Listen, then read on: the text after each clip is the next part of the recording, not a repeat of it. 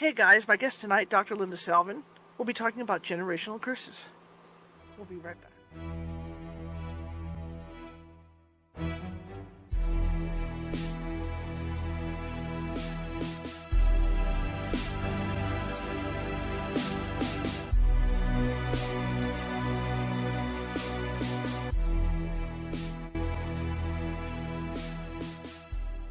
Grab your popcorn and snacks.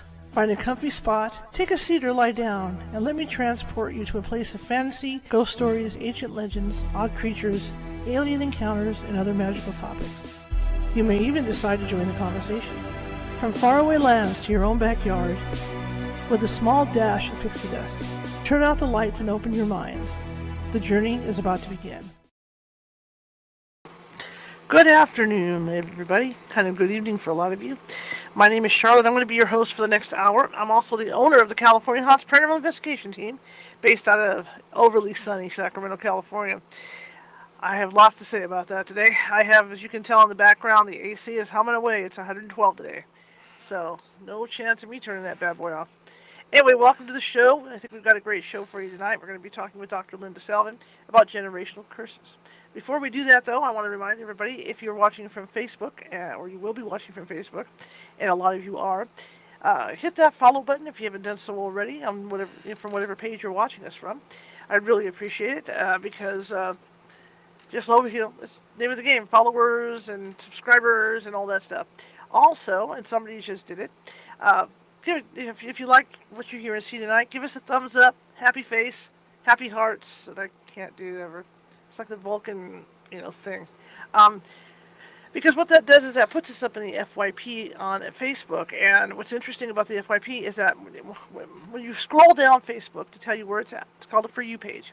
When you scroll down Facebook and you come across the reels, right? You keep scrolling and you come across this other row of things, and there's suggestions for you, okay? That's what the FYP is, For You page. So that it'll come up in that search. So like I said, we're always looking to get word out about this, so, that's how we do it. Feel free to communicate in the chat room as well. I really appreciate that. We'll communicate back. Linda and I will communicate back. But, yeah, and the other social media places all work the same way. So we'll talk about YouTube next, because there's a lot of you guys that watch from YouTube. And again, I have more than 1,000 videos sitting over at YouTube of this show. I'm a journalist, photojournalist, so I like to change it up. So you're not always going to get paranormal topics. You got to check it all out. And I have put stuff into folders. So if you're into Dr. Linda Salvin, she's got her own folder over there. Nancy Matz has her own folder over there. Cryptids, etc., etc., etc. So you can just click on the folder and pick the shows you want, right? Okay. And if you haven't subscribed to the YouTube channel, feel free to do so. All right. And again, they all work the same, practically the same. Chat in the chat room for all that. To get us up in the FYP page, you get distributed out more.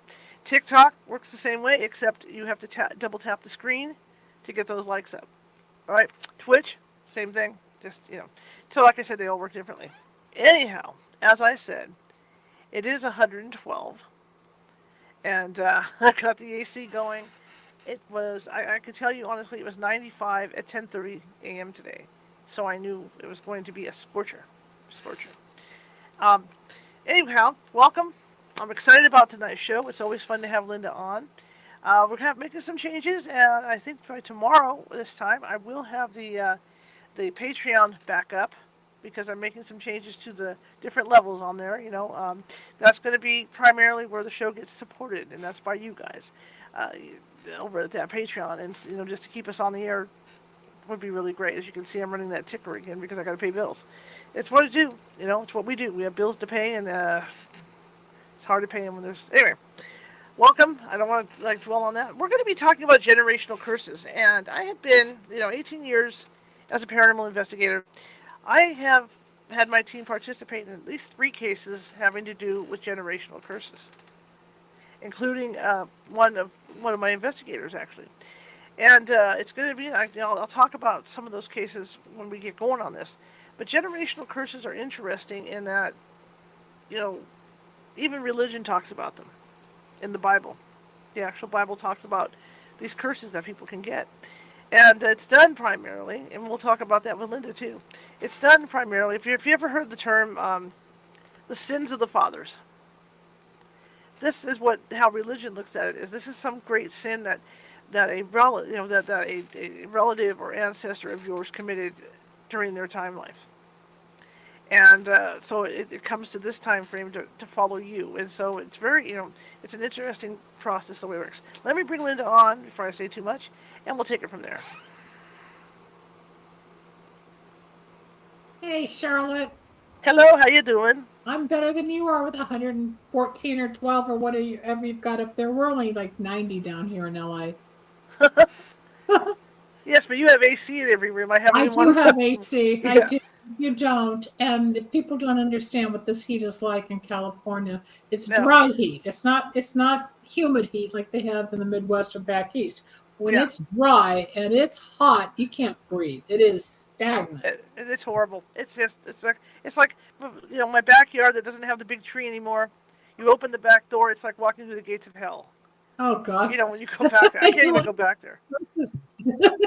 It's just insane.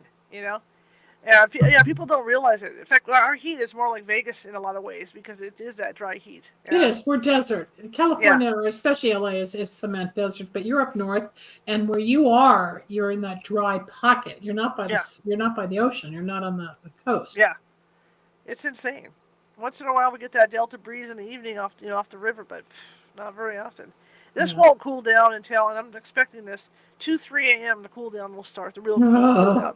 I have a whole house attic fan, and I have it on all night. Once I get out there after I do this, get out there at 2 or 3, I flip it on and I leave it on all night because the house is just so hot.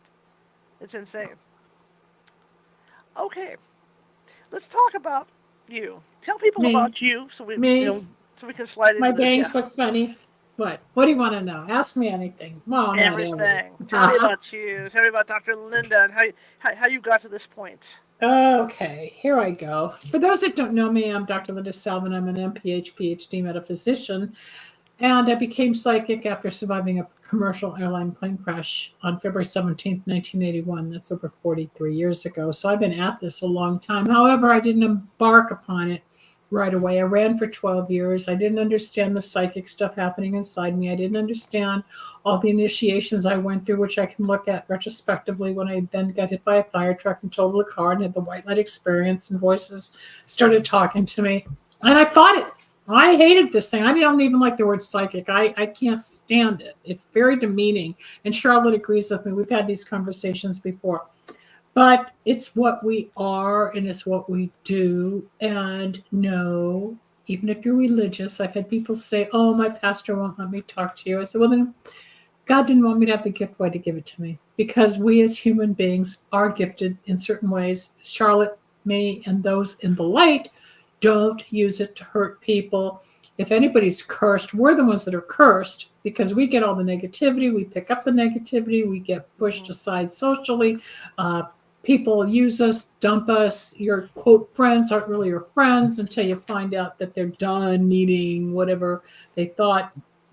But how it all happened was through a series of events. I was 4 years out of graduate school. I was on company business in San Jose, not too far from where Charlotte is. Charlotte's above that and I'm below it. So it was kind of like the midpoint. And the plane cracked in half. And as I came down the chute, I had an out-of-body near-death experience. And that was the beginning of this whole trek. And then it wasn't until... well, let's just fast forward. I had a lot of trauma, a lot of PTSD. I still have PTSD. But the voices got loud and the... testing of life and the coincidences, I start putting it together. Now, people, this is before the internet. You couldn't Google what was going on. You couldn't Google near-death experiences or plane crashes. You read the paper or you talked to somebody. Fast forward, Psychic Friends Network was the newest thing out on TV where they were the 900 lines and you could call a line and talk to a psychic. And I was on that thing. And next thing I know, they put me in the infomercial with Dionne Warwick. And I rose to fame as a psychic. And then I got into radio here in Los Angeles in 1994. And I became the #1 radio psychic. And I did radio on AM and FM. And cable for about 18, 19 years. And then CBS, where I last was, folded in 2009. And here we are, 2024. And of course, the internet radio craze took off. So I jumped into that. Not as heavily. It's not the same to me because I need people to call in and talk. But I established my radio career here in Los Angeles, and then at one point I was in 400 markets. As far as the kind of work I do, I became psychic in the plane crash. I had an emergency surgical procedure in 1992. 10 years later, and I became a healer. And through healing people, I put all this energy back in my body. And by 1996, I had 100 tumors removed from my hips and thighs from the healing energy I put back into my body, helping people. But after that, I became a medium. So I started talking to dead people. I am still a medium. I don't like doing mediumship as much. I professionally retired from the crux of it in 2018. It takes a toll. And Charlotte and I can talk about that for a moment. You think it's cool to talk to a dead person and know I'm getting messages and spaghetti sauce recipes and suicide notes and all that stuff. Yeah, it's a service. I personally had enough. I had done too much. I am writing a book about it. I've got tons of testimonials. I don't know if they'll be all in the book, but I did my share. And I decided to get out of the paranormal. So that's where I bring Charlotte in. And I just gave her a case a week ago. I have some clients and I'll work with them on one level. But I said, no, I know somebody who can help you on this other level where there is an entity in their home. And I said, here, I'll hook you up with my friend Charlotte and she can take it from there. And the beauty is you find the people in any field, you find those colleagues that you can share with, work with, to understand your language, because not everybody does. Everybody wants a piece of you, but not everybody wants to understand it. Point in fact, I was asked today to do a huge show on the attempted assassination of the president. And I said, well, I would accept. I'm afraid for what I might say, somebody might come after me. So the guy, even the producer, said, if you want my personal opinion, say no. Because it's dangerous. We can know things, and there's just so much that I'll say, whether it's right or wrong. So you learn boundaries. That's from 40 years of being in this industry, where I do get to say no. Yeah, the PR would be great, but I also wrote back, I said, I don't need the PR that bad to do something like that. But the beauty is I have 10, 20, 30,000 readings behind me, channelings, healings. I have my own candle magic line called Wicks of Wisdom. I am on a podcast system. You can go to my YouTube at Linda Salvin, Dr. Linda Salvin. It's called Psychic Solutions. This particular run of podcasts, which Charlotte's been on and even hosted for me when I was out of town a few months ago. Thank you. I'm going to be leaving that network and I'm starting something new, which I will announce in probably the fall. So things change. But how we got here, like how Charlotte got here, is you show up every day and you work no matter what knocks you down, no matter who puts you down, no matter if the money's there, the nuts there, somebody died, somebody's sick, you're having surgery. Life goes on. Life goes on. You get to walk through it and see yourself through it, or you get to walk away. You've got choices. We all do. But people like Charlotte and me, even if I did want to walk away, I think, and you're the same way, correct me if I'm wrong, it's almost like a push or a passion or a dedicated purpose that we have to keep helping people in a way that it's not like if you're a banker and you want to go into real estate, or if you own a bakery and you want to close the bakery and open up a home-based business doing something. It's not the same. There's something spiritual. When we have a spiritual purpose, we have to see it through. Absolutely. That's how I got here. I was kind of led into it. I did not choose it, even though my dad used to say, you chose that. I said, I didn't really. I didn't understand how I could go from epidemiology to psychic, but there's a fine line between science and spiritual, and it's just finding it, and that's how I got here. And you and I met. I don't even remember how we met. On one of the shows or one of these podcasts or something. Yeah. Paths crossed years ago, and this year I think it's been 3 or 4 times we've worked together, maybe 5. I don't know. I don't keep track. Yeah. It's been a while. Yeah, it has. It has. A couple years. So tonight we're going to be talking about something really cool. And I know my family's cursed. I mean, I know it. I don't have enough to remove it. But generational curses are real. We inherit it. What happened in your family? Did you see it, feel it, know it? Or is it more for you, Charlotte, to help the victims out there to release the entity or the energy? I think it's more to help the victims. who knows? I mean, when you look at generational curses, they can be anything. Health, there's a lot of health related ones, and I always wonder about that because my father had congestive heart failure. I have congestive heart failure. We both got diagnosed around the same age. So it kind of makes me wonder, if there is, some kind of generational curse there. Um, but people don't realize what they can manifest as. People don't realize that it could even be somebody who is really conscientious about the way they look. They might have big ears, they might have this, they might have that. That could be a generational curse coming up. But like I said in the beginning of the show, when the Bible looks at this stuff, or you look at ancient readings, that's where you come into these sayings of the sins of the fathers, because it's about the majority of these things happen with your ancestors that you may not even know, and they did something horrible. Yeah, and when you say that, so that the person, the novice, or even those who are in the business or the field or love metaphysics and spiritual and paranormal and all the woo-woo, if you're really trying to understand it, I was born in 1954, so I'm 70 years old, but the curse could have been put on my mom when she was born in 1930, who's now gone 15 and a half years, or maybe it was her father, or maybe it was his father and his father, or her mother. It could go back 8 generations to the 1600s. We don't know where it originated. We can't trace it. But in my family, I'll just say for my family, my mom's father, my grandpa, her uncle, his brother, and then my mom's brother, my uncle, all committed suicide. So why were there 3 suicides in our family? It's lonely. It's painful. My mom, that's my grandfather's side of the family, all the males. But my grandmother's family were all killed in the camps. My grandmother got out. 11 brothers and sisters, aunts, uncles, her parents were all killed in Auschwitz. So there's no family for me. It's very isolated, very lonely. I make friends. And I think they're friends or not friends. I don't hold on. I move on to another level. But my mom used to say that first. When I was young, I didn't understand it. I was old. I could see it. I started feeling what a person like that in this field of research or talking to people like you. I get it. I get it. And it's sad. A couple of years ago, I took myself to Cleveland, Ohio, because I'd always heard about Cleveland, where my mother grew up. When I grew up in Cleveland, blah, blah, blah, it was always Cleveland. So I found where my mom's duplex was when she was little, where my grandfather owned it. I saw the property that used to have the house my great-grandfather lived in, and he was a famous rabbi.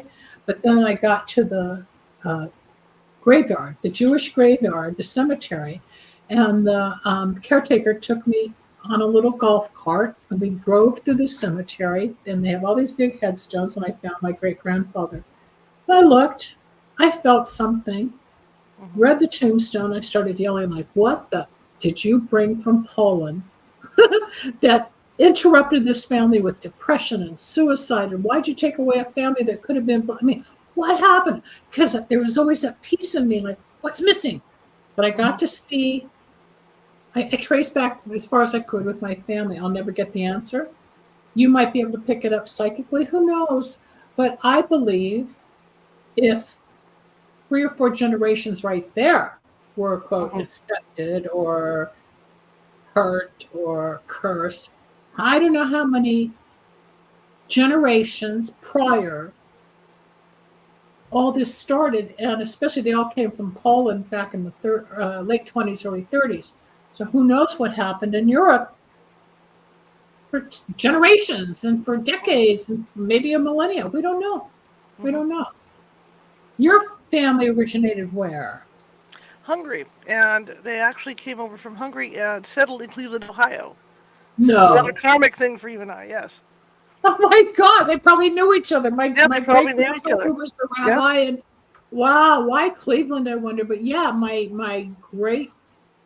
my grandfather Leo, who committed suicide when I was 3, 2.5 or 3, in 1956, I guess. He and his father, David, who was the rabbi, got out of Poland, came to the United States, settled in Detroit. Then they moved to Cleveland. And it was before the war that my grandfather Leo had to go back and get Belle, who was my grandmother. They were first cousins. So not only do we have this curse, we've got inbreeding on top of everything. So I'm my mother's cousin. And I mean, it's weird.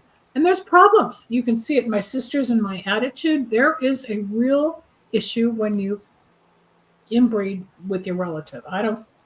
On top of what we've got going on. But I remember standing in Slalom, I think it is, just outside Cleveland, big cemetery, yelling, "What the fuck did you do? What did you bring over? What did you give us?" I didn't know you were from Cleveland. Oh my gosh. So you probably grew up hearing Cleveland when I grew up in Cleveland, growing up in Cleveland. Did you ever get to Cleveland? No. Well, with my dad. My dad would take me, and to visit my grandfather and grandmother. And I remember one particular trip. We went back east, and it was just my dad and I. It was a nice trip because we had to drive. It's a cute city. I love it there. It's a great city. I love it. I love the fireflies. I love the whole, that whole thing. The architecture, the feeling, the small city, everything right off the lake. But there's some quaint little, I don't know, it's a small city, but there's a big energy to it. I mean, if I ever really wanted to go back to the Midwest, I could live in Cleveland. I'm not leaving, but there was something comfortable. Yeah. Oh, that's interesting. Do you know when your family left Cleveland? My family stayed there. My grandfather and grandmother died there. Their whole life there. My dad is the one that, during World War II, when he joined the Coast Guard, that's when he left Cleveland. I don't think he went. He might have gone back to live briefly after the Coast Guard, but he ended up back out here because he had seen all these. He had seen Seattle, and San Francisco and stuff. Via the Coast Guard during World War II. So your dad was in the Coast Guard. My dad dropped out of SC to join the Merchant Marines. So they both love the ocean. Isn't that weird? Yeah. Yeah, we never know what we're going to find out. We just start talking. That's interesting. A lot of parallels. We have nothing in common. We've never met in person. We just talk, and then we do the same kind of work, and there you go. But there's always, like they say, 6 degrees of separation. There's always some thread of coincidence, which Dr. Carl Jung came up with when all the dolphins used to jump out of the water when he was on a train. That's where it all started with metaphysics. I didn't know about the biblical references to the curses. Right. Go and talk about that more. I just learned that tonight. What I read was briefly, because I did some quick research on this, and there's a lot of the references are that it's some kind of sin that had been done by a particular person in your family, and the sin comes forward through the generations. So maybe like that, one of the cases I had just about a few years ago out here in fact, a couple blocks away from me, and there was weird stuff going on in this house. And if you guys remember The Exorcist and the spider walk, according to my investigators, the daughter of the family, while they were sitting there interviewing them, came down the hallway doing the spider walk. Oh, I just got chills. And when you get chills, that's confirmation of spirit, folks. Okay, that's. And as it turned out, it's I think it was the grandmother or the great grandmother tried some voodoo stuff and angered somebody somewhere along the line. So I had to call a shaman in, to get this stuff out of there. Right. But they're hard to relate. Like Linda says, they're hard to work on because they don't know how far, in the generations it goes. And we don't know. It's really hard to undo them. Yeah, just like the client of mine back east that I referred Charlotte to, so she can have fun to deal with. I think it's probably burial ground. It could be that they inherited, or it's been around this family for a long time and trailing with them. Who knows? It could be a past relative. We don't know, but Charlotte and her team will figure it out. But I know, what I feel. But I know there's a generational curse on me. And there are times I will say, come on, God, take it off. Because I know where I've been prevented from a certain success or something in my love life. It's like, there's something blocking it, and as much as I can help other people release it, you can't be your own witch, you can't be your own reader and healer. Yeah, so maybe I need you to break it for me. I don't know, but it's there, and it's uncomfortable. And when I really hit the wall with it, there's times like when you asked to do the show with this topic, I thought of my mom immediately, and I can still hear her yelling, "Our family's cursed," and that She always said that when my grandpa died. Well, I was young, but throughout my life. And then when her brother committed suicide, and I'll tell you something which I don't normally talk about, but when my mom died, March 19th, 2009, the family had breakfast not too far from my parents' house. I was in the car with my father on the way back. My mom's maiden name was Zelensky, and I sat in the car at the red light, and I said, "Well, does Zelensky first include?" Hmm. What do you mean by that? They worked hard. They traveled around the world. They just lived life. I said, "Dad, this whole family's cursed," and he doesn't believe in that. He still doesn't believe in what I do. Well, no, I can't even think. He's got dementia. Through the years, he couldn't relate. And a lot of cognitive thinkers, as you know, who don't have an open mind to the spiritual world, think we're crazy. Right. We don't see things. I've been bashed on Facebook the last 2 days because some guy thinks I'm out of my mind because I stood up for myself on 5D and all this stuff, which is psychic, for those that don't know. And it hurts because you're being honest, or we know we're telling the truth. Most of all, we know we're helping people. And then you get these crazies that bash us because they think they know more than we do. But when I said that about the Zelensky curse being over, yeah, that end of the generation of that family was done. Mm-hmm. Personally, out of 3 daughters, only one of us had kids. One sister, I don't think ever wanted them. I did, but I ended up with emergency hysterectomy, which was the surgery I had in 91, which propelled me into healing people. So it was like I was not able to have kids, but I was pushed into helping more with the career. But I also think God, the universe, prevented me from passing on whatever these genes are, or the curse, or whatever, to Mm-hmm. harm another person.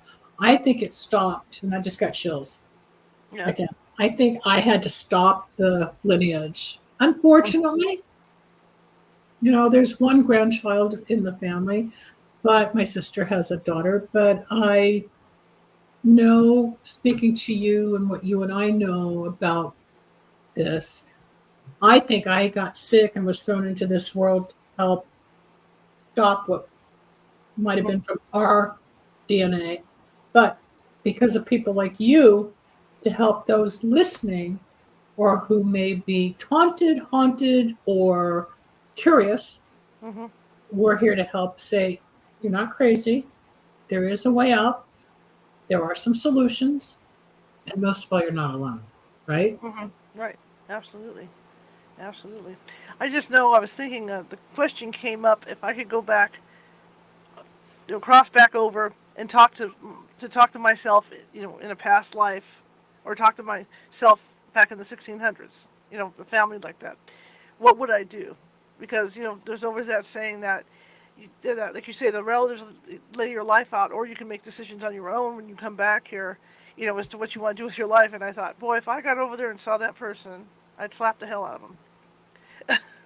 Because it's like I choose this life, you know. But yeah, I mean, the thing, like I said, the sins of the fathers thing, it could be anything minor as people are playing, and this is something you guys laugh about it, but those Ouija boards, all that stuff that people want to mess with, the tarot It's cards, real. It's it's real. real, You just got and to know that's how where to you can work bring. it. Yeah, that's where you can bring these curses in too. Because it's a game. You're talking to. If it wasn't The Exorcist, oh, Mr. Happy. That's the one she was talking to, Mr. Happy. We see how well that turned out in the movie The Exorcist. But I'm just saying is that you can open that door and inadvertently bring something in that's negative like that, and it sticks with you, like this great great grandmother that had done voodoo, and this family was cursed all these years over it. And it is. It's just weird how these things happen. And it may be simple. Maybe you're very vain about your beauty. It could be maybe you guys are born. You're born with big ears or big nose or big feet or something, and you wonder where it comes from. And then you start looking back through your family tree, and you realize, gee, Aunt Helen had these big feet, You inherit. It all and goes to the as you genes. Yeah. inherit all that stuff, and that also can be part of a generational curse because people have that. Just like with my family, like I said, congestive heart failure. There was one example I saw on the internet earlier today of a family that went like 3 generations where the great grandfather had a head injury, in this one spot around the year 40s. The grandfather ended up with the same head injury in his 40s, and the father ended up with a head injury Wow. in Well, the 40s. that's some type of generational curse. It's not just genetics. That's not just Mm-hmm. what you're born with. Because I do a lot of epigenetics with people, and I have a DNA nutritional product that I help people that's customized and clinically dosed to help heal the genes we're born with to be Mm-hmm. healthier in life. But when you're talking about like what you're discussing, Mm-hmm. there are things that we, even as psychics, can't regress long enough or far enough back to really pinpoint, oh, yeah, it was grandma, whatever her Mm-hmm. name was, Grandma Mary or whatever, Mm-hmm. and it could have been from the Brown family. It could have been from wherever. Now, if your lineage goes back to Hungary, which isn't too far from Poland, back in those days, especially early 1900s, 1800s, 1700s, 16s, and so on, everybody was Europe, but those were also some of the, in the Ukraine, Russia, were the hotspots for psychic energy. Mm-hmm. So you and I inherited, but you have always had it. I woke up to it Mm-hmm. or became what they call. One psychic told me I'm gonna walk in, and I did. I walked in on February 17th, 1981, and she said, "Whatever entered you is a psychic." I said, "I'm not a psychic." Well, obviously, 40 years later, she was right. But Mm-hmm. some entity took over and gave me a gift and an ability to help people from beyond the regular sight that we see. You've Mm-hmm. always had it. You've grown into it. Then you opened up even more with the paranormal. Mm-hmm. Were there times for you, Charlotte, when you were younger, that you kind of held back or didn't want Yes. to tell people going in school, that Yeah. you Yeah. saw or felt things? I went through a period when I was really young where I was seeing stuff all the time in the house, because this house is active. There's probably like 10 people watching us right now, for all I know. Hey, there's your mom, there's your dad. It's like romper room, and now I see. Go ahead. There's Charlotte So, going. A see, I lot of told people you don't know they like to romper watch me room. do the show. They're Yeah. always here. There's always someone here. Woo! And and I remember, like I said, growing up in this house, it was always active. And I remember, at first when I was younger, I would tell people and say, "Look, I saw this, I saw that, I saw this." But then, of course, like you say, the disbelievers. Oh, no, no, no, you didn't see that, you didn't see that. So after a while, you get to the point where you don't want to tell anybody or say anything. Right. So I went through that, and then when I hit my teen years, like a lot of people, I kind of suppressed it, because I was in high school and doing my thing. But then when I got involved with ghost hunting, it came back. It came back with a vengeance. I'm driving home from a meeting with the ghost hunters, and flashlights are turning on and off by themselves in my car. I mean, it's stuff like that, and I'm pulling over trying to figure out what the hell's going on. Or I was getting to the point where I could hear people's thoughts as to what they were going to say before they verbally said it, and I things do like that, that. and it gets me in trouble, especially some big people I know in the radio industry. And I'm talking AM, FM. I mean, the radio industry is not like podcasts and all that. I mean, I'm Mm-hmm. talking radio. And a lot of times, I was in a meeting about a month ago with this guy. He says, "You got to stop jumping on me. You got to let me finish my sentence. You interrupt." I said, "I can't help it. I hear it." And Yeah. a lot of people, it's not that I'm intentionally interrupting. Mm-hmm. I'm ahead because I hear it, I see it, or I just Right. know. Or it's like, okay, get to it already. I know where you're going. I don't need Mm-hmm. 5 minutes of dissertation. I know what the end result is. Mm-hmm. I'm no fun going to a movie. I know the ending. That type of thing. Right. But it's hard. It's hard because we have to train ourselves, people like Charlotte and me, to kind of hold it back a little or keep our mouths shut. And sometimes you can't. Mm-hmm. Mm-hmm. It's like, this is it. And You got like to let it you, out. even though I was around some other psychics, I really had no guidance from anybody. And this is like later on when I was in my late 20s, early 30s. When it really started to come out. Because the more psychics you're around, and the more you do this stuff, like with the paranormal, the more it pulls that stuff out. Your abilities come out more, and that's what was happening to me. And again, no internet back then. I think it was AOL Yeah. back then, if Yeah, that. but maybe in 1996 we just started with that. Yeah, Think things about like it. that. But what I ended up doing was Montel. I hate to say, thank God for Sylvia Brown Oh, she broke ground and let everybody know that it was. being on Montel Williams, because that's what I did. I would sit there and watch Montel Williams and watch her on there, so I wasn't as afraid of it, like I had been. I mean, nobody wants to like walk up to their front door and see some dude standing there that disappears. You No, know, It's scary till you get used to it. I had a lot of times like that. Yeah, I still have those times when I have people in my house. But yeah, but watching her, she made it seem not fun, but she made it seem More normal, that it was yeah, not as abnormal as you think. She yeah, brought it out. Her book, it came out in 94 because a friend of mine at the time, I forget which one it was the book that got me through the trauma of the earthquake we had in 1994. And she would talk about her experience with Josephine, which was her, like, her voice, her yes, alter right, spirit, whoever she spoke to that gave her messages on the other side. Not necessarily, I have it here somewhere. But she wrote one book that I read over and over again. She so beautifully explained the spiritual world to people. She was one of the pioneers, like Edgar Casey was, back in his day. hmm And named Sylvia, and then her son took over. I don't think he's as psychic as she was, and then they hmm made more of the business than the help. I mean, there's all the controversies, but Sylvia Brown, most of the time, and I will speak for her, myself, every other psychic out there, never ever believe a psychic who says I'm 100% accurate, because right, nobody 100%. right, She made ever, mistakes even on TV, and she got slashed up and down for, the kid who's dead. No, he wasn't dead. They found him alive. All right, we make mistakes. Yeah, but you said, I said, well, I'm sorry. I'm not God. Well, I thought he was going to call me Thursday. Well, I'm sorry. He didn't come back. Or, the car, I got a silver car instead of a green car. Excuse me. We have free will. yes, But the majority of what we see, hear, and feel, and Charlotte especially goes into even where I don't want to go anymore, which is paranormal, where you can't really see, hear, and feel, and she picks it up with all other equipment stuff, just not the clairvoyant or sensing or audience. It goes beyond. And it is a gift. And personally, I don't believe I can train anybody how to do it. People go, but I take classes. I say, you can't take a class to learn anything. You got it, you don't. Yeah, but a lot of people make money off this stuff today, even on, hmm you're mentioning TikTok and all the platforms and YouTube. People do what you want, but I'm here to tell you, be careful of who you go to for advice and who you're paying for on the platforms.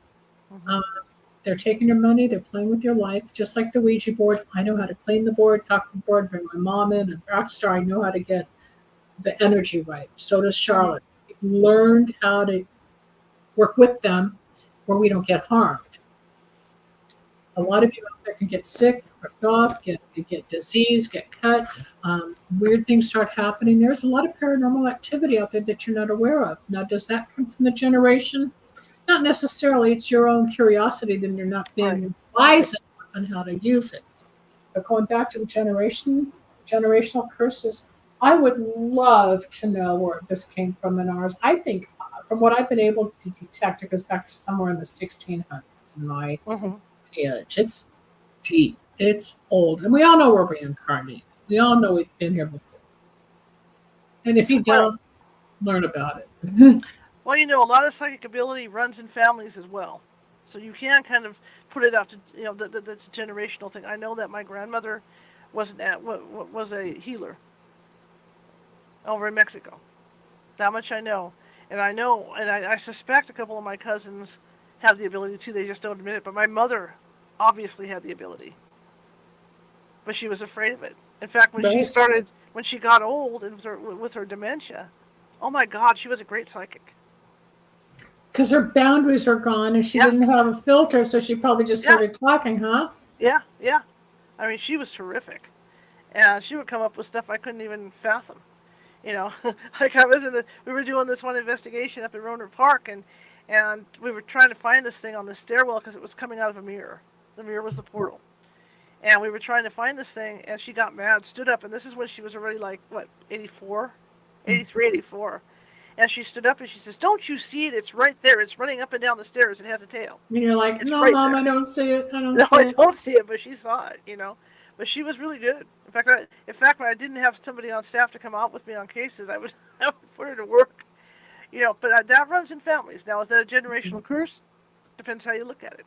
I If you're agree. if you have abilities and everything's negative for you, then maybe it is a generational curse. And you talked about classes. When I teach psychic development, I don't teach you how to be a psychic. I teach you how to meditate so that you can open and close the door. Because if you don't know how to close the door, all kinds of stuff's going to come at you. And it's not all good. So I simply teach you how to open and close that door, is what it's about. And then and then as you work, on your abilities, it's like Sylvia Brown said too, was that God isn't going to show you anything or anything more than you can handle. Right. You always get this. Yeah. You're not given Yeah. anything any more than what you can handle. That's true. Yeah. Right. Yeah. And even though it's a lot and we're overwhelmed and we're anxiety ridden, or we think, oh my God, I'm giving up. I can't take it. We somehow get through it. No, we get through it. Now We're challenged. my dad acknowledged that there was a curse on the family because he would call it the dark cloud. And he had even written me a note on it at one point about, You're I'm lucky. so sorry. There's a dark cloud that hangs over, that tends to hang over the family. I don't know what it is, but there is this dark cloud, where negative stuff will happen or whatever, health stuff or whatever.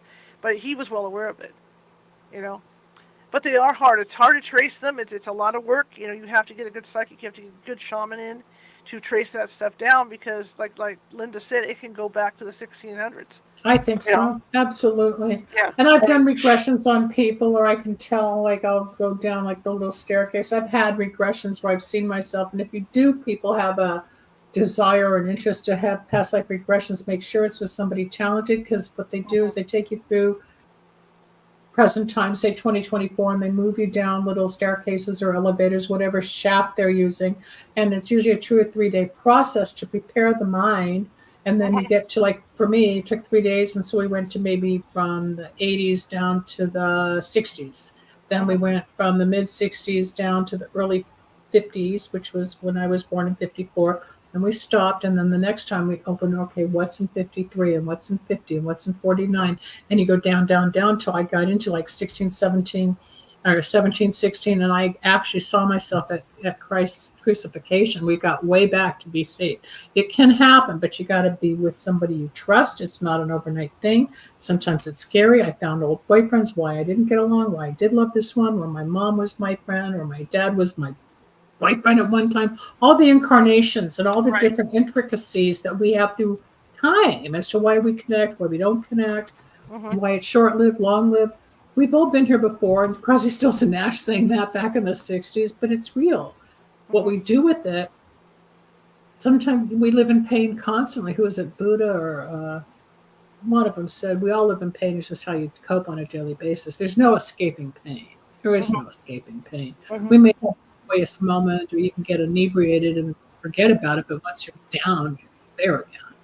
But you learn to live with what is, and if you're open-minded and want to know more, then people like Charlotte and people like me will take you on that journey of either healing or expansion, or tell you the future, or dig deep into what might be circling around your home or your business and your car. I have somebody up in Tahoe, which is in California, as well as he's down in Southern California, and he removes energy entities off of me that I collect through my work. And sometimes I'll get it from him because he's a chiropractor and he collects energy like you collect energy. We got to help each other cleanse, because we are like magnets to all this stuff. While we're helping everybody else feel better, we have to take care of ourselves. Do you ever find sometimes you just want to go to sleep when you're done because you're just so drained? Yes. That sometimes sleep or a bath or a shower is all you can do, and then you get go, go, go, and then all of a sudden you're knocked off again. Like, oh, here we go again.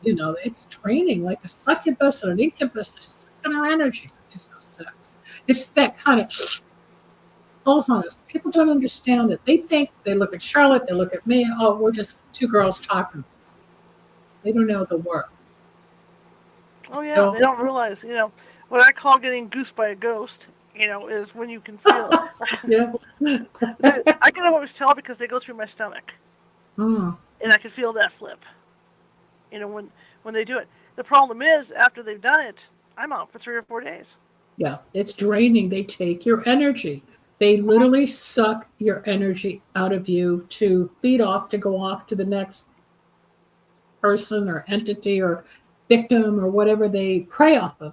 Yeah, it's true.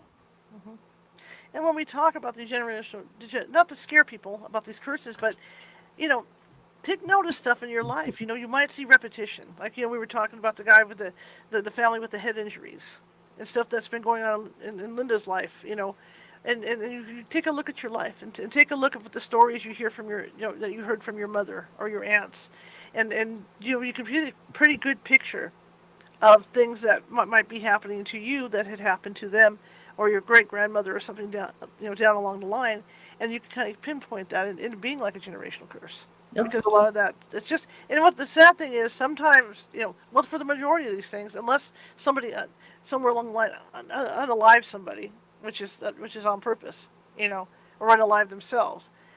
Sometimes, like I said, it's an accident. Sometimes they did something inadvertently without realizing it. Mm-hmm. Ha, let's play with the Ouija board and see what comes out. Ha, the next thing you know, there's weird crap happening, and then you get married, have kids. Your kids having the same kind of weird crap happening, and it's because of something you did. With And that you Ouija never board. know. Yep. Yeah, you never Because know. sometimes you can't see it. You can't. We mean you mean. Yeah. We can't see what we're doing. We can't see that this might be contaminated. We can't see that there might be an entity. It's like, oh, feels it. I know when I get that, I Mhm. almost can't talk, or I feel like I'm choking, or I'm coughing. I was asked last Tuesday on the cuff if I would be part of a documentary for somebody that had died, and he's doing this. This private detective is searching out this man that was killed. I said, "Oh, he was murdered and has something to do with Marilyn Monroe." And that's all I'm going to say because there's a lot out there about that. But Mhm. I nailed it right on the phone interview. And then when they came here with the candles, when they came here with the camera, um, I said just enough, but I was also told I can't divulge more Mhm. spiritually because I can get in trouble. I don't want to open doors to society or agencies or who knows what to put my foot in my mouth and cause something. So again, I was prevented from divulging more than I probably wanted to say, just like today, they're calling me for this other one. I don't Mhm. want to end up dead because I said something and somebody misunderstood it. So I stay in the lane and I'll work on your love life and I'll heal you. But some of the sensational stuff, it's real out there. People want answers, but um, thank you. I'm honored you respect me enough to ask. I'm saying no, thank you. Don't want to go there. Don't want to cross Mhm. that line. Mhm. Has that happened to you that they somebody or the press has wanted you to do something you kind of thought, don't be Mhm. vulnerable? Mhm. Mhm. Mhm. And I have a binder on, and I don't want to get into any battles with anybody. These guys that have the ITC machines that talk to dead celebrities right away. They're not even I don't close. believe it. It's not real. It takes No. 35 to 40 days for Yeah. a soul. Yeah. I don't care if it's your next door neighbor who died of dementia and old age or if it was a celebrity that died. We still have souls. That Mhm. soul leaves this plane, leaves the body, has to go to the other side, and it takes 35, 40 days just to acclimate, get used to the Mhm. fact they're not here. You don't just bring in, somebody said, "Can you do John Lennon?" No, maybe if Yoko was here or Sean wanted to know, I need to have somebody or Julian who's with them. I don't do sensationalism. I can't, Mhm. you Mhm. know, and I don't know what I would bring in. Just like when I got that thing the other day and I started coughing, I said, "This guy smoked." Well, I looked it up on Google. He died of Mhm. emphysema. So he Of was a course. huge smoker, talked about smoking, but I started choking. So I can pick up things, but I didn't quite get into the dirt. And it's the Mhm. same thing with you. You find your boundaries. Mhm. There has to be a boundary, and what people don't realize is because psychics and mediums have a a lot of them have a bad reputation, and because of the few, for the ones that are really good, it It makes it hard hurts on the us. You're ones that right. are really good. Because the And the thing is, charlatans make it hard for us, yeah, right? yeah, yeah. And believe it or not, guys, we have ethics. There are ethics that the real mediums follow. Hmm. Okay, there's certain ethics, and one of them is to not do that sensational crap. To Exactly. contact somebody. Or wait 35, 40 days for a Yeah, deceased yeah, person yeah, or dog or cat. Well, why can't you yeah. tell me now? You're fine. I'll talk to you really in depth in about a month and a half. Why do we have to wait so long? And you have to explain that there's another world besides our physical. This is 3D. We're in the third dimension. You go to Mhm. the fourth and fifth, it's a whole nother existence. We die, but we don't die. We go on. Absolutely. Which is why Charlotte's really good at getting the ghost, because the ghost is actually the soul that died from the person, but the soul didn't ascend.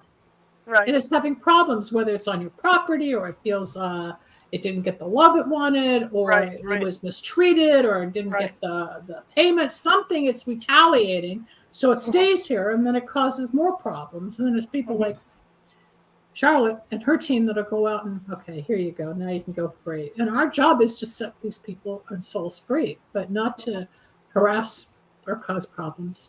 No. And it's also a thing when we do go out, as well as, I always get this thing about cleansing, cleansing a house, doing this.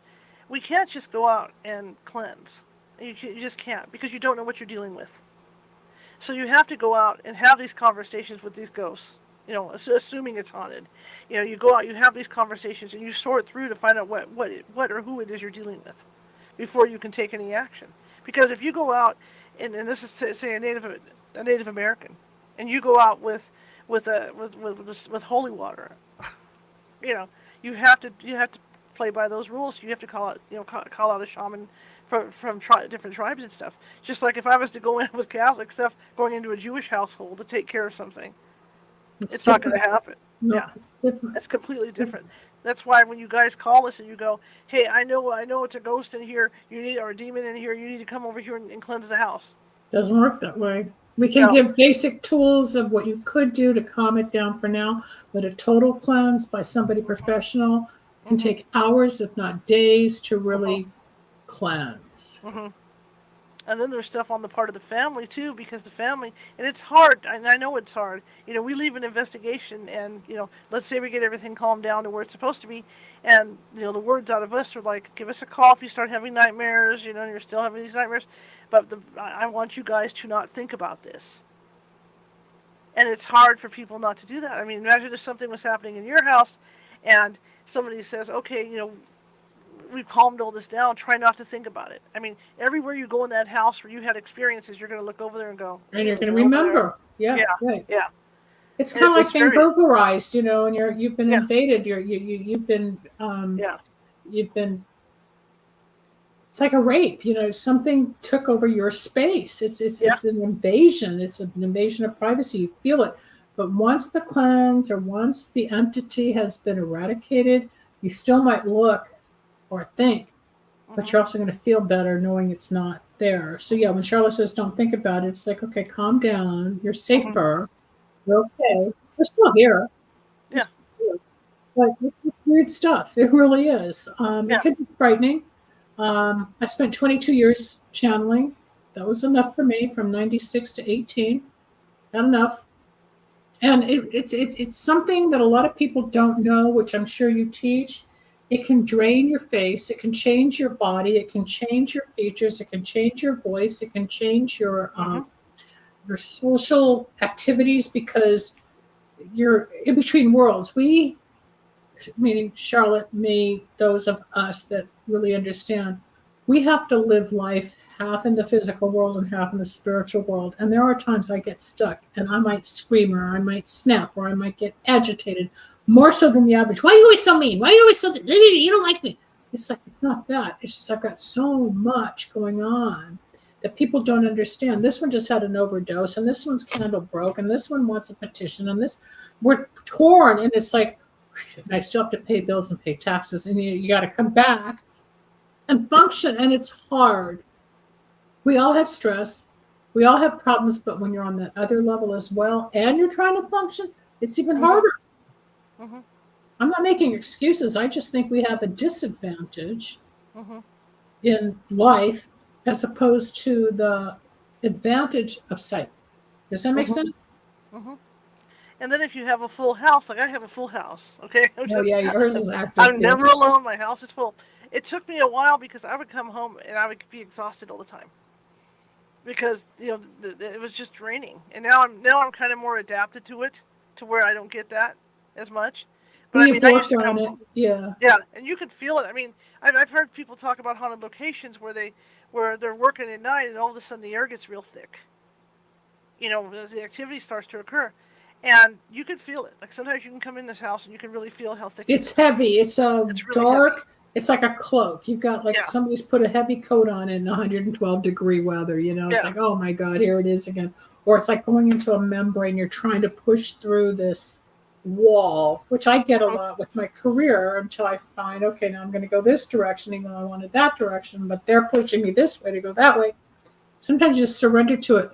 Charlotte, I know, has gone through a lot with the property and the house and the probate and her parents and owning it, cleaning it, decorating, planting new mhm, plants. I mean, you've really made it yours now. yeah, You know, maybe at some point you'll get a real air conditioner installed for next summer. Who knows? You'll get there. yeah, yeah. But you have moved literally mountains of Hmm. energy from that house. Your mom had a gift. Your dad had this. What you inherited. What the generational curses brought in. What's Yeah. been That we're brought living forward. in these walls Yeah. all these years.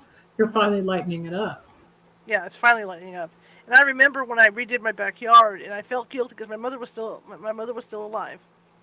But I remember sitting back there, one day, and I thought, because this is within like maybe a month before she passed, and I was sitting back there, and I thought, this is going to be my yard, so I might as well start acting like it's my yard. So to get motivated enough to do it, I really had to psych myself up because, like you say, all that energy is there from my mom and everything. And so when I finally did it, it felt so good to do it. I even took her out there to show her, and I said, "Look, Mom, look Oh, what I've done to the yard." And we had lunch outside, and she really liked it. But I mean, it's something to go into your house, and I know people whose parents have passed, and they had to do the same thing. It's something to mhm. go in because all those memories are there, and and it's always going to be there. But it's something to go in and make it your own. To turn around and start taking stuff and making it your own. It was a huge step. It's a huge step to go into your mother's closets and start, taking the stuff to Goodwill Oh and gosh, when doing my that mom stuff. died, I can identify. My dad was. He asked me to come up within 3 weeks. He wanted her closets and her drawers cleaned out, get rid of it. I mean, he was like, just go. He couldn't do it. And he Mhm. sold the house. I think within 8 months, he bought a condo because he couldn't handle being in the house alone. Mhm. They had been married 58 years, 58 Mhm. and a half. Found her dead in the closet. He had to get out. He had to get out. And I cried. I got my sisters and me piles of what she wanted. I gave a lot of stuff away. I donated a lot. But it's hard when that moment comes to pick it up, touch it, Mhm. let it go. And Mhm. there's still an emotion or a memory. I just threw away one of the uh, uh, photo albums of my mom and dad's. I think it was my mom's 30th wedding anniversary, or no, maybe it was a birthday. My dad took some of their friends and my aunt and uncle and surprised my mother in London, and I found all these Mhm. pictures of her going, "Oh my God!" And yeah, everybody was there, but they're not mine. I sent a few pictures of my sister with my mom in Israel to my sister, and I threw the rest away. I kept one. They're Mhm. not my pictures. I remember the events. I remember, but there comes a time you gotta let it go. I can't Mhm. hold on to all this stuff. It's in my Mhm. brain. Memories come and go. Today I was thinking of somebody I knew in high school and junior high and how we were friends until my mom died. And then she kind of betrayed me when I really needed her. So then I realized I saw the other side of her. You go through people, places, Mhm. things. It hurts. You don't want to let go. And then it comes up. It's always in us. But we don't have to carry it. We don't have to let it run us, just Mhm. like you're saying, your looks or your ears or there's always some obsession, there's always some need, there's always some passion. Not all of us end up getting married, having 5 kids and living happily ever after. It doesn't work that way. I'm not even Mhm. sure they're happy, but Mhm. you start out this way and then life goes like this. Mhm. Straight line. Some people have the goal and they go for it. I was not like that. I missed it all by a long shot. So the universe threw me into this. You, I think, started one way, but you've always done writing and journalism. You've always had Mhm. the detective type of mind to Mhm. analyze, dig deep, find the story. And then you got into the woo woo, the dark side. Mhm. But the good news is you give people light and hope at the end. I remember one of the first meetings I had with the paranormal team because once I filmed the travel video with them, I joined the team. And I think one of the first meetings I had was at a restaurant, and my grandmother showed up. And I thought, oh, she's not going to like this, because my grandmother, it was okay for her to do it, but for us to get involved with anything like that, she'd get really angry. Do you think she was Because angry out of fear for you, or it was a angry out fear, of yeah. jealousy? No, it was a fear. It was a fear of the dark stuff, that's out Uh-huh. there. And I remember when she was there, and I said, "Oh my God, she's going to tell me not to do this anymore." Because they said that she was kind of angry, and I said, "Yeah, she's going to tell me not to do this anymore because she's worried about what I can run into out there." And so I explained to her what I was doing it for. And I said, "Look, I'm doing this to help people, just like you help people. This is what I'm doing. Is I'm doing this to help families that might have issues." And then, from what I understand, she had told the other psychic, "That's great. I think it's wonderful." And from then on, she was helping me. And there were cases where somebody told me that we were doing, that they were trying to clear a house, and my grandmother was standing in front of me with a stick, like a walking stick, to protect me, and she was standing Wow. there pounding it Like on a the ground. stave. Like a stave, yeah, to help. Yeah, yeah, to Good. to make sure she could help me out. But I mean, it's just interesting. Just like you were talking about, we were talking about getting rid of stuff. I still have stuff in my mom's here. There's still sentimental stuff, like her hat. It's And hard. Yeah. yeah, and she used to collect teapots, and I still have some of those. I still have them on display in my kitchen. But a lot of it, one of my I friends collect came. teapots, Charlotte. I've got about 7 of them that I've collected through the years, and I've gotten as gifts, whether china, porcelain, Yeah, or pewter. That's yeah, interesting. That's yeah, interesting. yeah. So I Wow. mean, I had a friend that came that stayed with me, for a month after she passed, and that's how I was able to clear this room out and then clear the other room out to turn them into my studios. Can't She do it helped me. alone. You If have to she have hadn't been help. here, I probably wouldn't have done it. But I mean, I did. But it was a Well, huge deal. losing a parent, which a lot of people still haven't experienced, is something that changes you forever. It leaves a Yeah. hole in your gut, whether you had a good relationship or not. One of my sisters said she never even cried when my mom died. That's her issue because she's got her own pent up whatever. You Hmm. can't not feel something. I could be wrong. My sister may be so shut down or so angry or so whatever the past was, and she might be healthier than me or I'm more sensitive. It doesn't matter. I know me. Yeah, you know yours. People out there watching know theirs. But when it happens, it's still like, who gave you birth? Hmm. I don't care how much you hate the person. This woman carried us, you, me, and gave us life. Somewhere along the line, it was our turn to come here. And what Hmm. people forget, we choose, when we're still in spirit, we choose our Right. parents Right. to come back and learn lessons. So for whatever reason you may have hated her, you chose her for these lessons. Same with Yes. the father, right? They came together. There's so much we could do hours of talk like this because Oh, there's we always could. another We could. All it's a right. generation. Speaking of which, it's 7:31. It's time to say goodbye. Here's Time my to little say wand, goodbye. my magic We blew wand through saying this. bye I bye. know we didn't touch a lot on generational curses, but I mean, I was able. I hope I was able to get the basics out.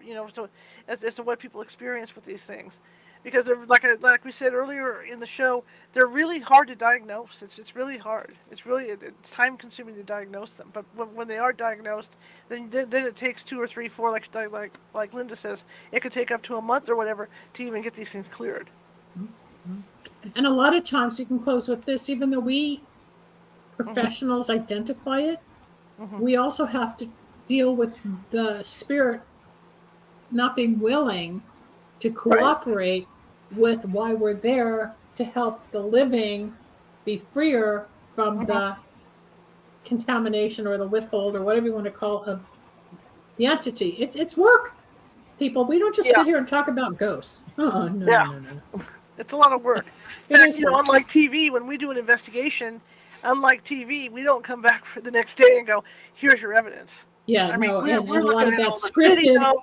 Yeah, I mean, it could take up two to 3 weeks to even get back to you after investigating, because we're looking at the psychic reports, we're looking at the team report, what people experienced during the investigation, we're looking at the history of the house or the history of the land, we're looking at the history of the family, we're looking at all that stuff, and then we put everything together, and then we come and talk to you. And a lot on TV, which you Yeah. have to admit, it's scripted, it's Yep. edited. Yep. All We right, don't know. guys. Linda, thank you. Charlotte, It's thank always fun you. to have you. How can We'll people be find you? LindaSalvin.com, right here on Facebook at Linda Salvin, and on YouTube, Dr. Linda Salvin, MPH, PhD, at Psychic Solutions Podcast. Fantastic. And you can see Charlotte there. Yeah. Thank you. All right, Linda, thank you for coming on. I appreciate it. Sure. We'll talk later. Bye-bye. Have a good one. All right. Well, that took care of that. Generational curses. Oh, yeah. Yeah. So Google it. It's really a cool topic, actually, when you start getting into it. Tomorrow, we're shifting gears. The journalist inside me is coming out. Diane, she was supposed to be on last week. We had technical difficulties with StreamYard. She's coming on, so it's Diane Marger Moore is coming on, and we're going to be talking about the murder of 4-year-old Brandon Sims. As it turned out, his mother had done the murder, and she admitted it, but she never told where the body was at. So to this day, the police have never been able to find that body. But Diane Moore was able to get a conviction without the body. So we'll be talking about that tomorrow. She's got a book out about it, 6:30 p.m. Pacific, and yeah, we can enjoy that. Enjoy that conversation. Well, not enjoy it, but get into that conversation. It's always fun to talk to Dr. Linda. We've been friends. We became fast friends, doing these different shows, and it's been a few years, like she says, so it's always fun. Anyhow, tomorrow probably I will have the stuff up. I always say that for the Patreon. I'm just about finished with putting those packages together for you guys, and yeah, what I'm going to be doing some changes to this program a little bit, and how we do things, and it's all for the good. It's all for the good. All right, guys, thank you for coming. If you like the show, share it with 5 people. If you hated the show, share it with 5 of your enemies. We're equal opportunity here at California Haunts Radio. We're always looking to expand our audience and stuff, and that's how we do it, right? We just got to keep word of mouth, word of mouth, word of mouth. And I appreciate each and every one of you. Marisa was in the chat room today. Very cool, very cool. Anyway, check it out online. Do some Googling on generational curses, and you'll see a lot of what I found, as far as physical stuff that happens and mental stuff. And, there was even a section about mental and all that. How generational, I can't say the word, generational curse can affect your mental state as well. Okay, guys, I'll see you tomorrow at 6:30 p.m. Pacific. Y'all have a great night. Bye.